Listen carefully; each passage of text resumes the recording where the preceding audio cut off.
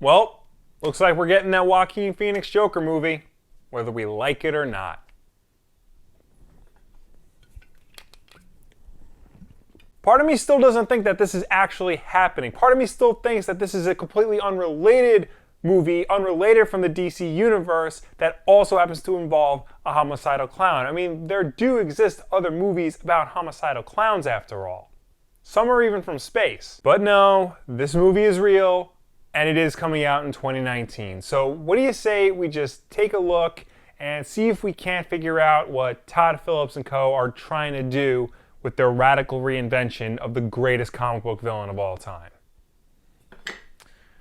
I'm ready.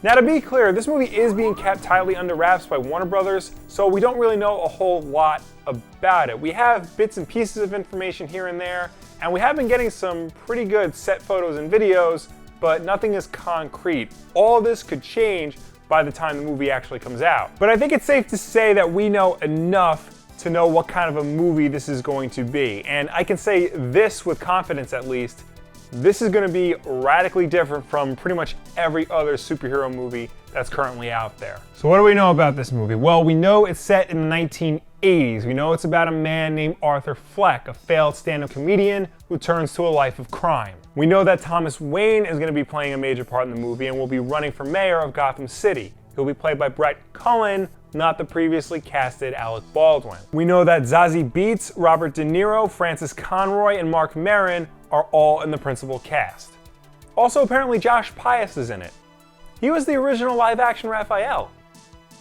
Neat. We know that this film isn't necessarily influenced by one particular comic, although it does draw inspiration from The Killing Joke, because of course it does. But the primary influence on this movie is actually an obscure Martin Scorsese film called The King of Comedy, which, to be honest, I have not seen, but just reading the plot synopsis of it, it looks like it could easily be rewritten to be a story about the Joker. The film is about Robert De Niro as a mentally unstable comedian just looking for his big break, and he's willing to kidnap and torture a talk show host played by Jerry Lewis in order to get that chance. You know, now that I think about it, I think this actually was the plot to an episode of Batman the Animated Series.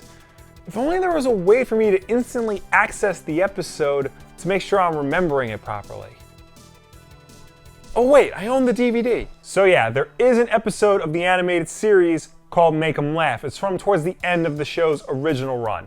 It's all about the Joker getting revenge on some judges who kicked him out of a comedy contest a few years ago. Okay, so it's not the exact same thing, but I think it's still pretty similar. I mean, a spurned comedian lashing out at those who don't find him funny, it's right up the Joker's alley. Except, unlike Make 'Em Laugh, I highly doubt that the Condiment King is going to appear in this movie. I mean, Batman's not even appearing in this movie. This movie is starting to look more and more like the extreme end of the grounded in realism aesthetic that Christopher Nolan pioneered in the Dark Knight trilogy. But those movies did have their fair share of fantastical elements, like a wildly powerful hallucinogenic drug, crazy advanced military technology, a pit in the Middle East that can heal your broken back. It doesn't look like Joker is going to have anything like that. To be completely honest, I am shocked this movie is taking place in Gotham City. They're filming it in New York, and for the longest time I was convinced they would just move the setting to New York City in order to keep with the more realistic tone. The set photos that we've seen so far don't really show us anything too outlandish. You have Joaquin Phoenix walking around looking super skinny. You have Zazie Beetz walking around looking like Zazie Beetz. Even that one set video we've seen of Joaquin Phoenix in full Joker costume isn't all that spectacular. Now, sure, it's not every day you see a crowd of people run from and riot in front of a clown, but compared to other depictions of the Joker, this is fairly tame. Even his costume is much more subdued than his predecessors. Now, sure, it's not every day you see somebody walking around in a burgundy red suit, but I've seen more suits of that color out in the wild than I have bright purple suits. One of the things that always struck me about Heath Ledger's Joker was the fact that he actually wore purple.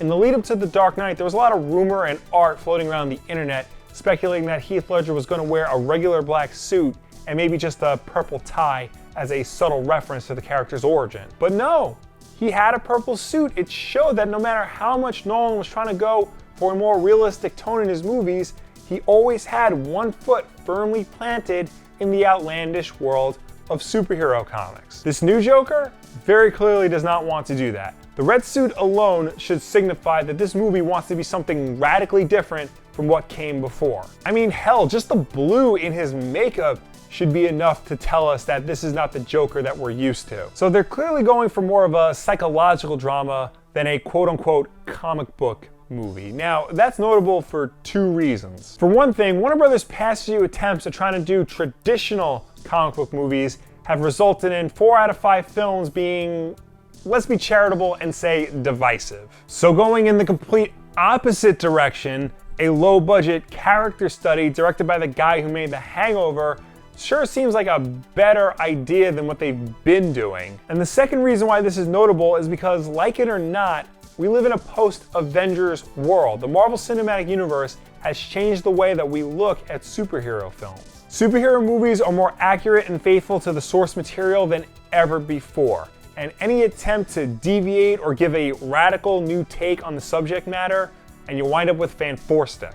There are, of course, exceptions to the rule, like Logan. Logan was very far removed from traditional X-Men comics. But even Logan had comic booky elements. It had clones, it had future technology, hell, it even had other mutants. It doesn't look like there's going to be any outlandish characters in the Joker movie other than the Joker. To me, it seems like this is adding up to a comic book adaptation that veers too far away from the source material. I mean, it's bad enough we're getting a Joker origin movie, a character that traditionally doesn't get an origin. They're even giving him a full name, for crying out loud. And this is a world without Batman in it. Hell, the Joker becomes the Joker as an adult while Thomas Wayne is still alive. That means if Bruce Wayne does exist in this universe, then he's between the ages of not born yet and 10 years old. So does that mean by the time he becomes Batman, the Joker is in his 60s? I mean, at least in Gotham, Bruce Wayne and the Joker are about the same age. So by the time they're adults, it all makes sense. And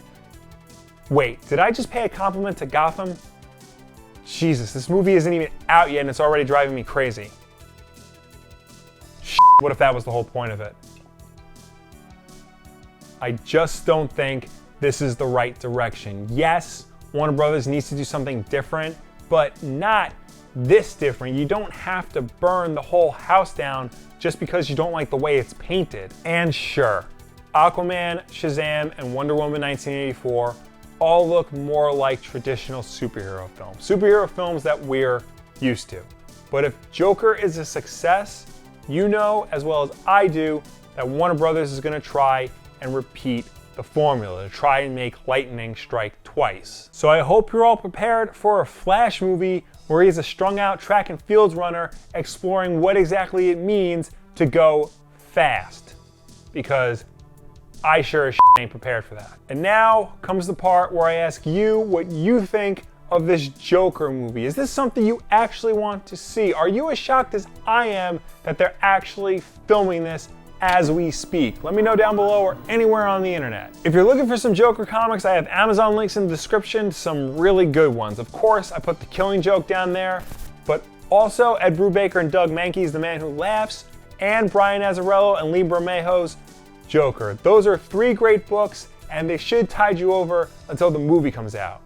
Or if this movie is leaving a bad taste in your mouth, these should be the cure for that. Buying those books from the links below will help support this channel, as will buying something from Wulff Den Apparel, the hottest clothing line on YouTube.